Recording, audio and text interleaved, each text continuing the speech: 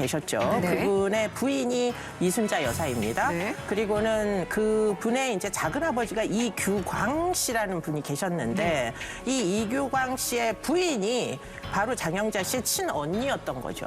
네. 저는 아주 굉장히 가까운 가족 관계가 있는 줄 알았더니 결국 따지고 보면 전두환 전 대통령과 사돈 정도. 네, 네. 그렇습니다. 네. 그런데 그럼에도 불구하고 이 관계를 이제 최대한 활용을 한 거죠. 나는 전두환 대통령의 일가다. 이런 식으로 이제 이야기를 하면서 네. 결국에는 이제 지금 이 사기에 이르게 됐는데 더군다나 이제 이렇게 성공을 했던 데는 이 장영자 씨가 결혼을 여러 번 합니다. 네. 그런데 그 중에서도 세 번째 이제 결혼을 했던 그 남편분이 이철희 씨라는 분이세요. 아까 잠깐 그 동영상에 나온 것처럼 그분이 누구였느냐? 그분이 중앙정보부 차장을 지내고 국회의원을 했던 사람입니다. 그러다 보니까 주변인들의 신뢰를 얻게 된 거죠. 네. 또 이철희 씨, 이 육군 장교 출신으로 당시에 박정희 전 대통령의 신뢰를 받는 부하로 정평이 나 있었습니다. 이들 부부의 중매도 박 전 대통령이 주선한 것으로 알려져 있는데요. 이런 식으로 뭔가 권력층과 좀 친한 부류로 인식이 되다 보니까 이런 거액의 사기 행각을 벌일 수 있지 않았을까 그런 생각이 드네요. 어느 여자분이 은행장실에서 청와대로 전화를 걸어 영부인의 이름을 대며 좀 바꿔달라는 전화를 하는데 영부인과 안부 통화를 들은 은행장이 그 여인한테 쩔쩔매더라는 얘기를 들은 적은 있습니다. 그 여인이 A급 어음을 돈만 가져오면 얼마든지 조달해 줄 수 있다고 했는데 그 여인이 바로 장영자 씨였던 것 같습니다.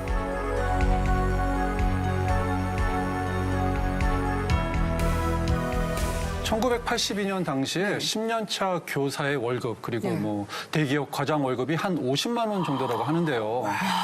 과연 기업에서 개인한테 뭐 100억, 200억 정도의 어음을 발행할 수 있었을까요? 너무 황당해 보이거든요, 지금. 그러게요, 말이에요. 아니, 당시 피해자들은 장영자 씨가 믿을 수밖에 없는 상황을 만들어갔다고 합니다. 자, 어떤 사기 방식이었는지 영상을 통해서 잠깐 확인해 볼게요. 1981년 2월 이철희 장영자 부부는 장영자 씨 전 남편의 소개로 공영토건의 변강우 사장을 만났습니다. 우리는 건실한 유망 기업을 지원하는데 보람을 느끼고 있습니다.